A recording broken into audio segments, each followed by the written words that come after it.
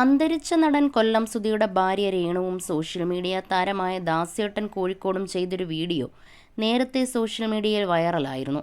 നിരവധി പേരാണ് ഇരുവരെയും അഭിനന്ദിച്ച് രംഗത്തെത്തിയത്. അതേസമയം കടുത്ത വിമർശനങ്ങളും ധാരാളമുണ്ടായി.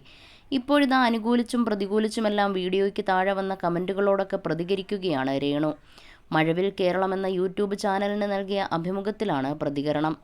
വീഡിയോ കണ്ടപ്പോൾ പലരും നല്ലത് പറഞ്ഞു, വേഗം തീർന്നു പോയല്ലോ എന്നായിരുന്നു ചോദിച്ചത്. അതേസമയം ചിലർ ഭയങ്കര ബോഡി ഷെയ്മിംഗ് നടന്നിരുന്നു.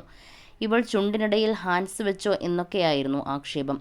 നിയമപരമായി പോയാൽ പലരും കുടുങ്ങും. പിന്നെ എനിക്കിതിൻ്റെ പുറകെ പോകാൻ വയ്യ. നാടകത്തിൻ്റെ തിരക്കിലാണ് ഞാൻ. പല്ലിന് പ്രശ്നമുണ്ടെനിക്ക്. അതിൻ്റെ ചികിത്സ നടന്നുകൊണ്ടിരിക്കുമ്പോഴാണ് അദ്ദേഹം എന്നെ വേർപിരിഞ്ഞത്. കുറേ പൈസയൊക്കെ താടിഭാഗമൊക്കെ ശരിയാക്കണമെന്ന് പറയുമായിരുന്നു. ഇനി പതുക്കെ അതൊക്കെ ശരിയാക്കണം.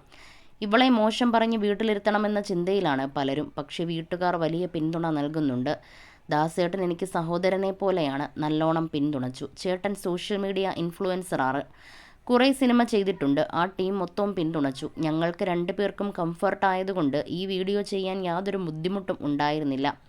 പല തെറികളും വിളിച്ചു. ആരാണങ്ങനെ കമൻ്റ് ഇട്ടതെന്ന് എനിക്കറിയാം. എൻ്റെ ചേച്ചിയുടെ കൂടെ പഠിച്ചൊരാളാണ്. അയാൾക്കെതിരെ നിയമപരമായി തന്നെ പോകും. ഒരാളെയെങ്കിലും പാഠം പഠിപ്പിക്കും. ഇവൻ്റെയൊക്കെ മനസ്സിൽ മഞ്ഞപ്പിത്തമാണ്. ഇവൻ്റെ വീട്ടിലെ സ്ത്രീകളെ ഇത്തരത്തിൽ അധിക്ഷേപിക്കുമോ എന്നും രേണു ചോദിക്കുന്നു.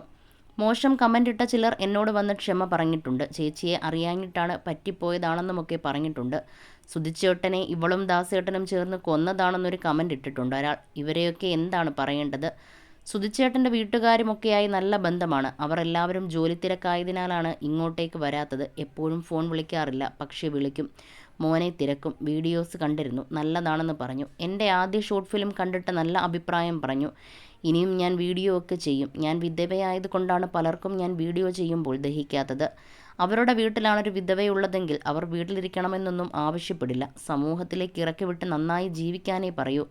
പക്ഷേ രേണു സുധിയാകുമ്പോഴാണ് പ്രശ്നം. സ്നേഹം കൊണ്ട് വിമർശിക്കുന്നവർ കുറച്ചേയുള്ളൂ. അങ്ങനെ സ്നേഹത്താൽ പറയുന്നവരോട് പറയാനുള്ളത് ഇത് അഭിനയം മാത്രമാണ്.